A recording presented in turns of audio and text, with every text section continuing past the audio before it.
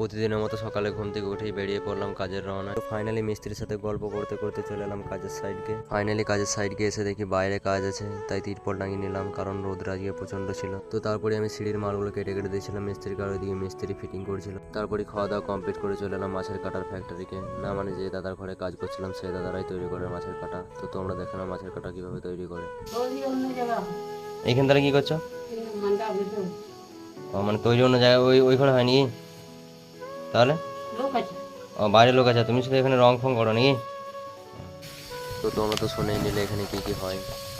তো ফাইনালি আমাদের কাজ কমপ্লিট করে বেরিয়ে পড়লাম ঘর যাওয়ার উদ্দেশ্যে। তো এদিকে দেখি আমাদের হেড মিস্ত্রি এখন অব্দি কাজ করছে, তো কাজ করুক আর আমরা ঘর যাই। আর তোমরা চ্যানেলটি সাবস্ক্রাইব করো। তো ফাইনালি ঘরকে আসার পর আব্বা বললো সার আনতে জমিতে দেওয়ার জন্য। তারপরে সাইকেলটা নিয়ে বেরিয়ে পড়লাম সার আনতে। তো ফাইনালি সারের দোকানকে এসে দেখি সারের দোকানটা বন্ধ আছে।